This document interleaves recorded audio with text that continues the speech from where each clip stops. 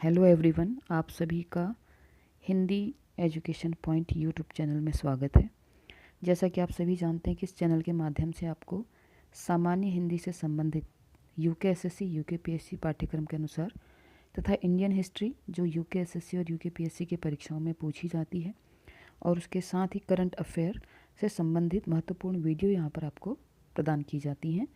तो अभी तक हम इंडियन हिस्ट्री में 3-4 वीडियो हम पहले बना चुके हैं, तो आप प्लेलिस्ट में चेक करें और अपनी क्वेरी या अपने उस पोर्शन को, उस भाग को स्ट्रॉन्ग बनाएं और वहाँ MCQ question, important MCQ question को ज़रूर देखें। तो आज की जो हमारी वीडियो है वो है मौर्य काल पर। ठीक है, तो वीडियो स्टार्ट करते हैं। अगर आप इस टॉपिक को पहले पढ़ चुके हैं, डिटेल में पढ़ चुके हैं, तो आप एक काम कर सकते हैं कि प्रश्न को पढ़ें और उत्तर का अनुमान लगाएं और एक कॉपी पर उसका हिसाब लगाएं। तो आपको पता चलेगा कि जैसे इस वीडियो में 35 प्रश्न हैं, ठीक है, 35 क्वेश्चन हैं, तो आप उस 35 प्रश्नों में से कितने प्रश्नों का सही उत्तर दे पा रहे हैं, या कहीं अगर आप गलत उत्तर भी दे रहे हैं तो उसका माइनस भी करें, क्योंकि आप सभी जानते हैं कि यूकेएसएससी और यूकेपीएससी के सभी परीक्षाओं में माइनस मार्किंग है। ठीक है, तो आज की वीडियो स्टार्ट करते हैं। पहला प्रश्न है, चाणक्य का अन्य नाम क्या था? ये बहुत ही आसान सा प्रश्न है। ऑप्शन है भट्ट स्वामी, विष्णुगुप्त, राजशेखर या विशाखदत्त। तो उसका सही उत्तर है ऑप्शन नंबर बी, विष्णुगुप्त। तो चाणक्य का दूसरा नाम क्या था? अन्य माने दूसरा नाम था विष्णुगुप्त। बढ़ते हैं अगले प्रश्न की तरफ। जब मैं प्रश्न बोल रही हूँ आप वीडियो को पॉज करके उसका उत्तर का अनुमान लगा सकते हैं। ठीक है, इससे क्या होगा, आपकी तैयारी बहुत अच्छी हो जाएगी और आपको अपनी वास्तविकता उस विषय से संबंधित पता चल जाएगी। अगला प्रश्न है, निम्नांकित में से किसकी तुलना मैकियावेली के प्रिंस से की जाती है? कालिदास का मालविकाग्निमित्र, कौटिल्य का अर्थशास्त्र, वात्स्यायन का कामसूत्र या तिरुवल्लुवर का तिरुक्कुरल। ठीक है, तो देखिए पहले एक तो हमें ये पता चला कि मालविकाग्निमित्र जो रचना है वो कालिदास की है और अर्थशास्त्र कौटिल्य का है। तो हमें यहाँ पर रचना और रचनाकार का भी हमें सही अनुमान हुआ, लेकिन हमने यह जानना है कि किसकी तुलना मैकियावेली के प्रिंस से की जाती है। तो उसका सही उत्तर है ऑप्शन नंबर बी, कौटिल्य का अर्थशास्त्र। ठीक है, कौटिल्य यानी कि वही चाणक्य हम बात कर रहे हैं। तो कौटिल्य का अर्थशास्त्र की जो तुलना है वो मैकियावेली के प्रिंस से की जाती है। बढ़ते हैं अगले प्रश्न की तरफ। बिंदुसार ने विद्रोहियों को कुचलने के लिए अशोक को कहाँ भेजा था? तो बिंदुसार ने विद्रोहियों को कुचलने के लिए कहाँ भेजा था? स्वर्णगिरी, तक्षशिला, उज्जैन या वैशाली। तो उसका सही उत्तर है ऑप्शन नंबर बी, तक्षशिला। ठीक है, बढ़ते हैं अगले प्रश्न की ओर। कौटिल्य अर्थात चाणक्य, देखिए कौटिल्य, चाणक्य या विष्णुगुप्त, आप तीनों नाम याद रखेंगे, किसका प्रधानमंत्री था? चंद्रगुप्त द्वितीय, चंद्रगुप्त मौर्य, अशोक या अजातशत्रु। तो ये किसका प्रधानमंत्री था? Option number B, Chandragupta Maurya का। कौटिल्य चाणक्य ने ही घनानंद को एक प्रण दिया था कि मैं अपने कौशल द्वारा क्या कर सकता हूँ, किसी भी सामान्य बालक को राजा बना सकता हूँ, सम्राट बना सकता हूँ। तो इसी शर्त को पूरा करने के लिए उन्होंने एक ग्वाले को उठाया और उसको चंद्रगुप्त मौर्य बना दिया। और मौर्य वंश की स्थापना किसने की? चंद्रगुप्त मौर्य ने की। तो उसका प्रधानमंत्री कौन था? कौटिल्य या चाणक्य, विष्णुगुप्त। किसका? चंद्रगुप्त मौर्य का। बढ़ते हैं अगले प्रश्न की तरफ। सांची किस कला व मूर्ति कला का निरूपण करता है? जैन धर्म का, बौद्ध धर्म का, मुस्लिम धर्म का, ईसाई धर्म का। तो उसका सही उत्तर है, जहाँ पर भी आपको सांची और स्तूप ऐसे शब्द दिखाई दे तो बौद्ध धर्म से संबंधित हैं। ठीक है, बढ़ते हैं अगले प्रश्न की तरफ। अगला प्रश्न है, मौर्य साम्राज्य की स्थापना किसने की? ठीक है, अभी मैंने आपको बताया था मौर्य साम्राज्य की स्थापना किसने की और कैसे की। तो उसका सही उत्तर क्या है? सही उत्तर option number B, Chandragupta Maurya. ठीक है, बढ़ते हैं अगले प्रश्न की ओर। मौर्य साम्राज्य में प्रचलित मुद्रा का क्या नाम था? जो मौर्य साम्राज्य में जो मुद्रा चलती थी, उसका प्रचलित जो मुद्रा थी, जैसे हमारे देश में अभी जो प्रचलित मुद्रा है उसका नाम है रुपया। ठीक है, जैसे जापान की है येन, तो ऐसी ही उस समय की जो मुद्रा थी उसका नाम क्या था? पण, तोल, काकड़ी या दिनार। ठीक है, तो उसका सही उत्तर है ऑप्शन नंबर ए, पण। ठीक है, तो मौर्य साम्राज्य में प्रचलित मुद्रा का नाम क्या था? पण। अगला प्रश्न है, निम्नांकित में से कौन मौर्य वंश का शासक नहीं है? ठीक है, ऐसे प्रश्न बहुत पूछे जाते हैं कि कौन नहीं है और कौन है। ऑप्शन है अजातशत्रु, चंद्रगुप्त मौर्य, अशोक, बिंदुसार। तो कौन नहीं है? ऑप्शन नंबर ए अजात शत्रु मौर्य वंश का शासक नहीं है, याद रखेंगे आप सभी।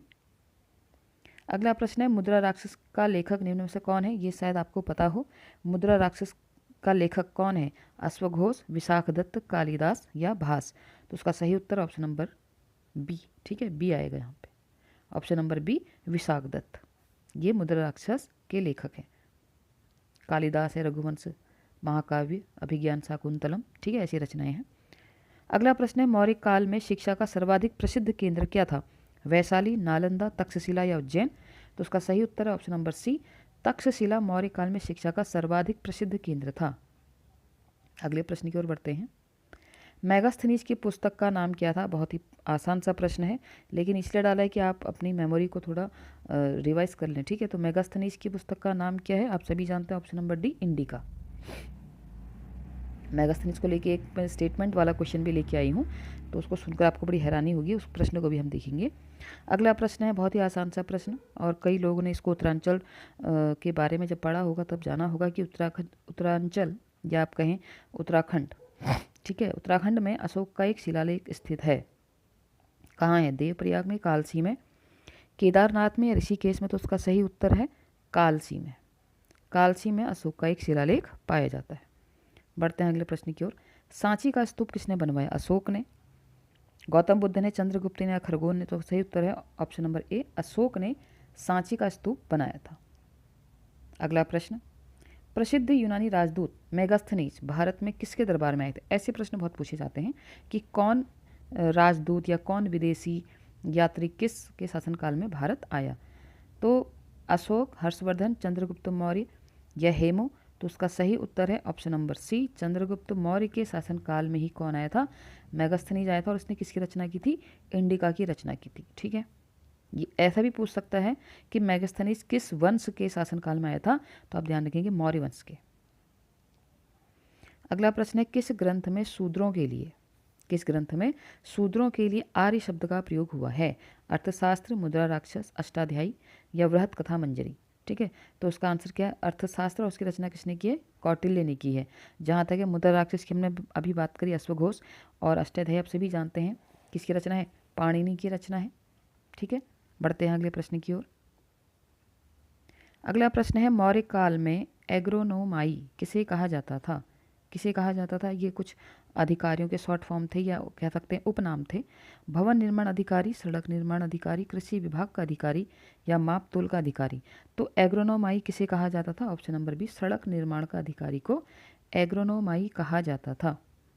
बढ़ते हैं अगले प्रश्न की ओर। मौर्य काल में गुप्तचरों को क्या कहा जाता था? ऐसे प्रश्न पूछे जाते हैं कि सैनिक के संगठन को क्या कहा जाता था, या उच्च बड़े सैनिक को क्या, महासैनिक, ऐसा कुछ, सेनापति को क्या कहा जाता था? तो ऐसे ही मौर्य काल में गुप्तचरों को क्या कहा जाता था? गूढ़ पुरुष, गुप्तचर, संस्था एवं संचार या खोजी? उसका सही आंसर है, सही उत्तर है ऑप्शन नंबर ए, गूढ़ पुरुष, ठीक है। बढ़ते हैं अगले प्रश्न की ओर। अगला प्रश्न है भारतीय, देखिए अभी मैंने आपसे कहा था मैं आपको मेगास्थनीज से संबंधित एक ऐसा वाक्य सुनाऊंगी, ठीक है।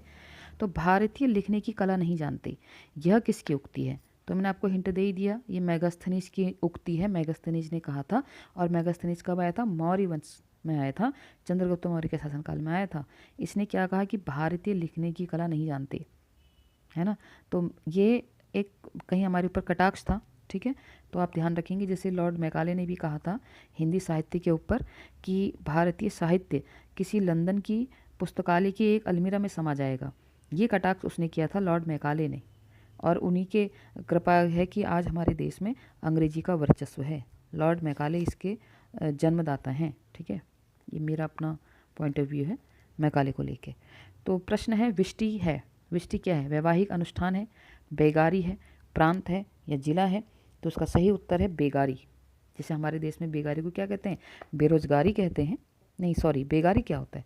हाँ, बेगारी को मैं आपको समझाती हूँ।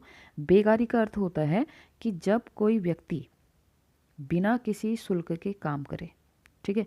जैसे हमारे उत्तराखंड में भी बेगारी प्रथा के लिए क्या करा था, शायद बागेश्वर में नदी के किनारे कुछ रजिस्टरों को बहाया था उत्तरायणी के मेले में, या कुछ ऐसा कुछ इंसिडेंट है।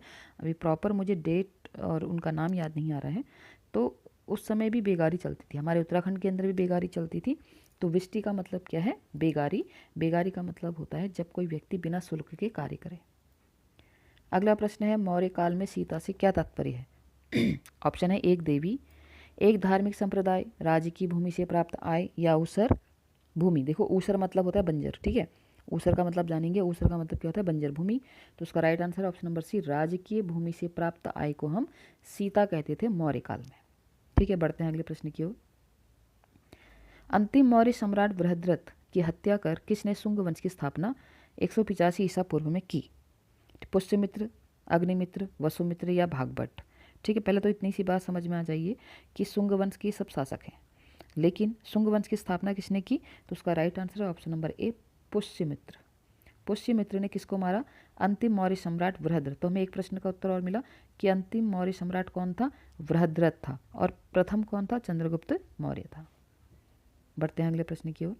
निम्नलिखित में से वह महानतम कुषाण नेता कौन था जो बौद्ध बन गया? ठीक है, आप सभी जानते हैं कि हमारे इधर हिंदू धर्म में भी कई सारे राइटर ऐसे हैं, कई सारे रचनाकार ऐसे हैं जिन्होंने बौद्ध धर्म को अपनाया। चाहे वो आपके राहुल सांकृत्यायन हो, ठीक है, या नागार्जुन है, तो इन सब ने भी बौद्ध धर्म को अपनाया था। तो ऐसे कौन थे जो कुषाण नेता थे लेकिन बाद में बौद्ध बन गए? कुजुल, कडफिसस, विम, कडफिसस, कनिष्क या वशिष्ठ? तो उसका राइट आंसर है ऑप्शन नंबर सी, कनिष्क। ठीक है, तो बढ़ते हैं अगले प्रश्न की ओर। कनिष्क की राजधानी थी, तो उस समय कनिष्क की राजधानी क्या थी? पुरुषपुर, बनारस, इलाहाबाद या सारनाथ? उसका सही उत्तर है पुरुषपुर। ये कनिष्क की राजधानी थी। अगला प्रश्न, चरक किसके राज चिकित्सक थे? चरक एक व्यक्ति का नाम है, तो ये किसके राज चिकित्सक, समझ रहे आप, मतलब राज्य के वैद्य थे? हर्ष, चंद्रगुप्त मौर्य, अशोक या कनिष्क? तो उसका सही उत्तर है ऑप्शन नंबर डी, कनिष्क। अभी हम कनिष्क की बात करें, कनिष्क की राजधानी क्या थी? पुरुषपुर। और कनिष्क क्या थे? कनिष्क ऐसे कुषाण नेता थे जो बौद्ध बन गए थे। अगला प्रश्न है, तक्षशिला के प्रसिद्ध स्थल होने का कारण क्या था? मतलब तक्षशिला प्रसिद्ध है, इसका कारण क्या था? प्राचीन वैदिक कला के कारण, मौर्यकालीन कला के कारण, गांधार कला के कारण या गुप्त कला के कारण? तो उसका सही उत्तर ऑप्शन नंबर सी, गांधार कला के कारण तक्षशिला प्रसिद्ध था, प्रसिद्ध स्थल बना। भारत में सर्वप्रथम स्वर्ण मुद्राएं किसने चलाई? कुषाण ने, इंडो बैक्टीरियन ने, शक ने या गुप्त ने? तो उसका सही उत्तर option number B, Indo Bactrian ने सबसे पहले स्वर्ण मुद्राएं चलाई। अगला प्रश्न है, चरक और नागार्जुन किसके दरबार की शोभा थे? चरक अभी हमने बात करी किसके दरबार की शोभा थे, और किसके राज चिकित्सक थे अभी हमने बात की ना, कनिष्क के थे। क्या ऑप्शन में कनिष्क है? हाँ जी है, तो राइट आंसर यही है option number A, Kanishka. Kanishka के जो थे वो क्या थे? चिकित्सक थे, राज चिकित्सक थे। कौन? चरक, कनिष्क के। ठीक है, तो चरक और नागार्जुन दोनों किसके दरबार की शोभा थे? कनिष्क के थे। जैसे आप अकबर के नौरत्नों के विषय में जानते हैं। अभी आगे हम सीरीज़ को आगे बढ़ाएंगे तो हमारा सब कुछ ऐसे ही पड़ेगा। अभी मौर्य फिर गुप्त, फिर ऐसे ही हम आगे बढ़ेंगे, प्राचीन भारत में आएंगे, उसके बाद हम स्टार्टिंग करेंगे उधर। ठीक है, मुगल काली सब कुछ हम पढ़ेंगे। अगला प्रश्न है, शक संवत का प्रारंभ किस सम्राट के शासनकाल में 78 ईस्वी से हुआ था? महत्वपूर्ण प्रश्न है। ठीक है, आप सभी को इसका उत्तर भी आता होगा। अशोक, कनिष्क, हर्ष या समुद्रगुप्त? तो उसका सही उत्तर है ऑप्शन नंबर बी, कनिष्क के शासनकाल में 78 ईस्वी से प्रारंभ हुआ क्या? शक संवत। अगला प्रश्न है, तक्षशिला विश्वविद्यालय स्थित है पाकिस्तान में, भारत में, बांग्लादेश में या बर्मा में? तो तक्षशिला विश्वविद्यालय स्थित था कहाँ? पाकिस्तान में। ठीक है, बढ़ते हैं अगले प्रश्न की ओर। सातवाहन शासकों की राजकीय भाषा थी पाली, प्राकृत, संस्कृत या इनमें से कोई नहीं? तो सातवाहन शासकों की राजकीय भाषा क्या थी? Prakrit. Option number B, option number B is the right answer. बढ़ते हैं अभी विक्रम संवत। अभी हमने बात की थी शक संवत की, ठीक है। अब हम बात कर रहे हैं विक्रम संवत कब से प्रारंभ हुआ? 78 ईस्वी, 58 ईसा पूर्व, 72 ईसा पूर्व या 56 ईसा पूर्व? ठीक है, अभी जैसे हमने बात करी कि शक संवत 78 ईस्वी से स्टार्ट हुआ और किसके शासनकाल में? कनिष्क के शासनकाल में। तो विक्रम संवत प्रारंभ हुआ है 58 ईसा पूर्व। Option number B is the right answer. ठीक है, तो इसलिए हम जो स्टार्ट अपने जो ईयर होते हैं उसको अगर हम 58 से घटा दें तो क्या निकल के आता है? तो हमारा ईस्वी निकल के आता है। अगला प्रश्न है, शुंग वंश के बाद किस वंश ने भारत पर राज किया? ये सिस्टमेटिक में भी पूछने को आ सकता है, क्रम लगाने को, तो ऐसे भी आप याद रखना है। तो शुंग वंश के बाद किस शासन ने भारत में राज किया? सातवाहन, कुषाण, कर्ण या गुप्त? तो उसका सही आंसर है ऑप्शन नंबर सी, कर्ण। ठीक है, बढ़ते हैं अगले प्रश्न की ओर। अगला प्रश्न है, प्राचीन भारत का महान व्याकरण पतंजलि किसका समकालीन था? ठीक है, तो प्राचीन भारत का महान व्याकरण पतंजलि किसका समकालीन था? ऑप्शन है कनिष्क चंद्रगुप्त द्वितीय, गौतमी पुत्र सातकर्णी या पुष्यमित्र शुंग। ठीक है, तो इसका आंसर है option number D, Pushyamitra Shunga, जिसने शुंग वंश की स्थापना की थी। ठीक है, बृहद्रथ को मार के। जितनी बार आप क्वेश्चन को रिपीट करेंगे उतने अच्छा आपकी मेमोरी स्ट्रांग होती जाएगी। अगला प्रश्न है, भारत में प्रथम बार सैनिक शासन व्यवहार में लाया गया? ग्रीकों द्वारा, शकों द्वारा, पार्थियनों द्वारा या मुगलों द्वारा? तो उसका सही उत्तर है ऑप्शन नंबर ए, ग्रीकों द्वारा भारत में प्रथम बार सैनिक शासन व्यवहार में लाया गया। तो आज की वीडियो का अंतिम प्रश्न है, सर्वप्रथम रोम के साथ किन लोगों का व्यापार प्रारंभ हुआ? कुषाणों का, तमिलों एवं चेरों का, वाकाटकों का, शकों का? तो उसका सही उत्तर है ऑप्शन नंबर बी, तमिलों एवं चेरों का।